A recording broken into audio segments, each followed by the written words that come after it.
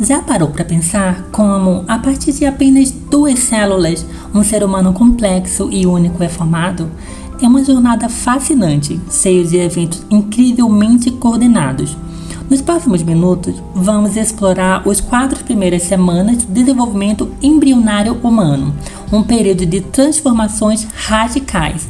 E vamos entender também como pequenas alterações nesse roteiro perfeito podem levar a condições como a persistência da linha primitiva, o lábio leporino e a fenda palatina. Preparados? Então vamos lá!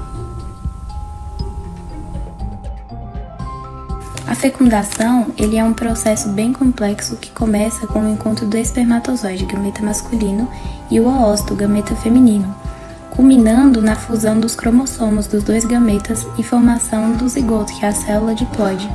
Isso ocorre geralmente na ampola da tuba uterina e leva cerca de 24 horas. E caso não ocorra a fecundação, o óvulo ele é reabsorvido no útero. E durante a fecundação, a gente tem sinais químicos que são liberados pelo óvulo e guiam os espermatozoides. A capacitação dos espermatozoides acontece no trato reprodutor feminino e envolve mudanças na membrana e preparam eles para penetrar no óvulo. E o processo envolve a capacitação, a reação acrossômica, digestão de zona pelúcida, fusão com o óvulo. Nossa história começa na semana 1. O grande evento aqui é a fecundação, e geralmente lá na tuba uterina, um espermatozoide encontra o ovócito e acontece a mágica. A fusão desses gametas forma a primeira célula do novo indivíduo, o zigoto.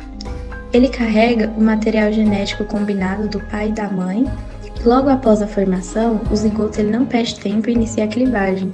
Imagina uma única célula começando a se dividir em 2, depois 4, 8 e assim por diante.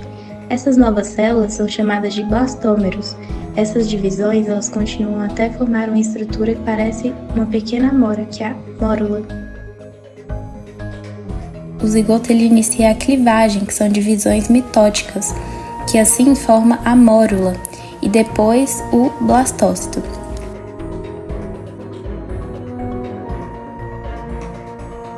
O blastócito ele se implanta no útero durante a anidação, marcando o início da gestação, e a partir daí as células diferenciam formando tanto o embrião quanto os anexos embrionários, que é a placenta, o cordão umbilical e etc.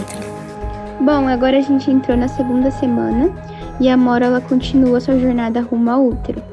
Durante esse trajeto, ela vai se transformar no blastócito, e o blastócito ele é um pouco mais complexo, porque ele tem uma cavidade interna que fica cheia de líquido, a blastocele, e 2 grupos de células principais.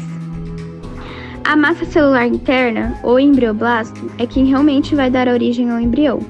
Já a camada externa, o trofoblasto, vai ajudar a formar a placenta e outras estruturas que vão dar suporte ao bebê. O evento mais marcante da segunda semana é a implantação, também conhecida como nidação.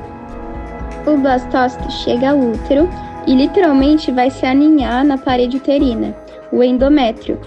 Esse é um momento crucial porque vai estabelecer a conexão vital entre o embrião e a mãe, garantindo assim nutrição e oxigênio. A semana 3 é absolutamente revolucionária. É aqui que ocorre a gastrulação, um dos processos mais importantes de todo o desenvolvimento. Durante a gastrulação, a célula do embrioblasto se reorganiza de forma espetacular.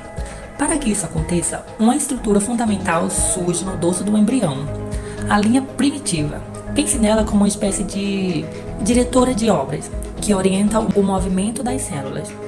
As células do epiblasto, uma camada do embrioblasto, migram em direção à linha primitiva e mergulha para dentro, formando 3 camadas germinativas fundamentais, os folhetos embrionários. O ectoderma, a camada mais externa, que futuramente dará origem à nossa pele, unhas, cabelos e, crucialmente, ao nosso sistema nervoso. O mesoderma, a camada intermediária responsável por formar os músculos, ossos, cartilagem, sangue e o sistema circulatório. E o endoderma, a camada mais interna, que formará o revestimento do sistema digestório, respiratório e algumas glândulas. Ao final da terceira semana, o embrião, que antes era um disco com 2 camadas, agora é um disco embrionário trilaminar, com esses 3 folhetos bem estabelecidos, cada um com um destino diferente, mas todos essenciais. Chegamos à semana 4 e o ritmo das transformações continua intenso. O evento central é a neurulação. Lembra do ectoderma? Uma parte dele se especializa e forma a placa neural, que se dobra sobre si mesma como se fosse um livro se fechando para formar o tubo neural. Essa estrutura é o primórdio do nosso cérebro e da medula espinhal.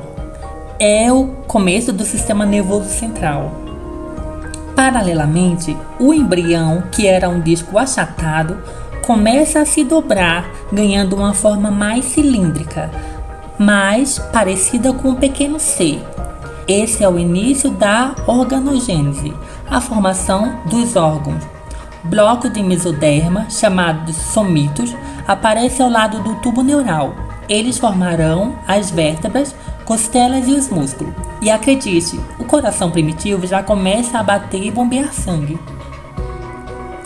Outros 2 eventos importantes da 4ª semana, a linha primitiva, que foi tão crucial na semana anterior, agora deve regredir e desaparecer completamente. E na região da cabeça começam a surgir as primeiras proeminências faciais, pequenos brotos que darão origem ao rosto. Falamos que a linha primitiva precisa desaparecer, certo? Mas e se isso não acontecer completamente? É aí que entramos na persistência da linha primitiva.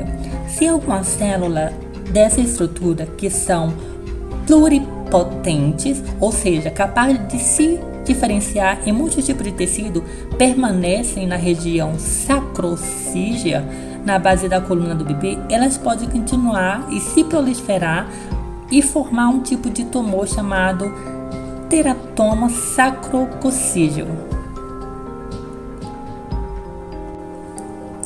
Esses teratomas são os tumores mais comuns em recém-nascidos e, por serem derivados de células pluripotentes, podem conter uma mistura bizarra de tecidos, como cabelo, dentes, ossos, músculo, tudo misturado ali. Embora geralmente seja benignos, precisam de diagnóstico e tratamento cirúrgico para serem removidos, e o acompanhamento médico é fundamental.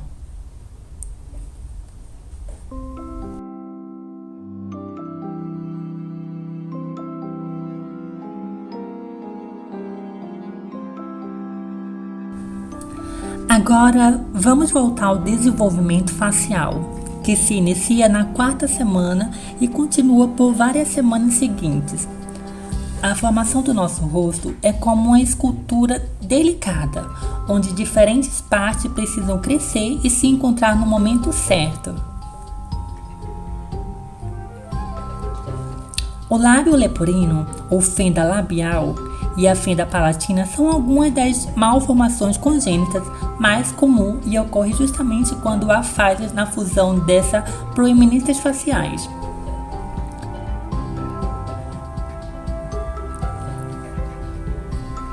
No caso do lábio leporino, geralmente há uma falha na união das proeminências maxilares, que formam a parte superior da bochecha e dos lábios, com uma proeminência nasais mediais que formam o meio do nariz e dos lábios superior.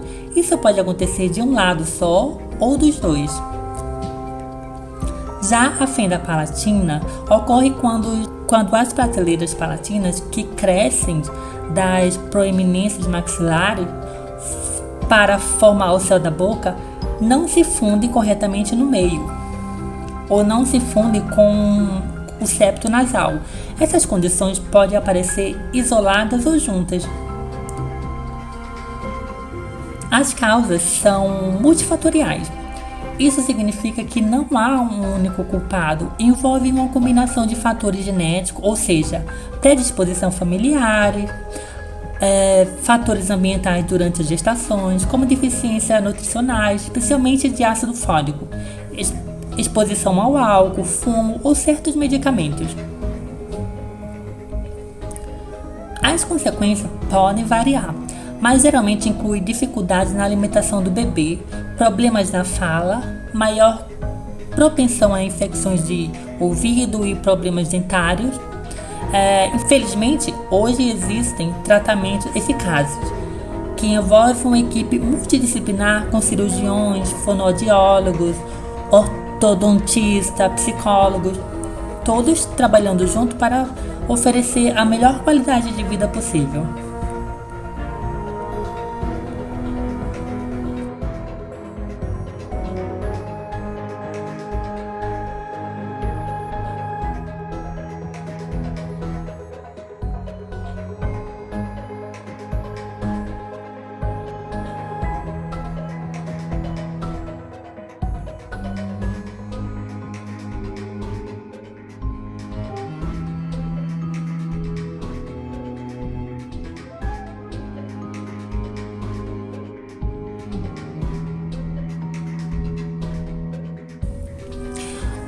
Que jornada incrível pelas primeiras semanas da vida, não é mesmo? Se uma única célula há um embrião com o esboço de todos os seus sistemas em apenas um mês. É um processo de uma complexidade e precisão admiráveis. Compreender esses estágios iniciais e o mecanismo por trás de possíveis intercorrências, como a persistência da linha primitiva e as fendas faciais, é vital não só para a ciência, mas para a saúde pública, para o aconselhamento genético e para o desenvolvimento de estratégias de prevenção e tratamento.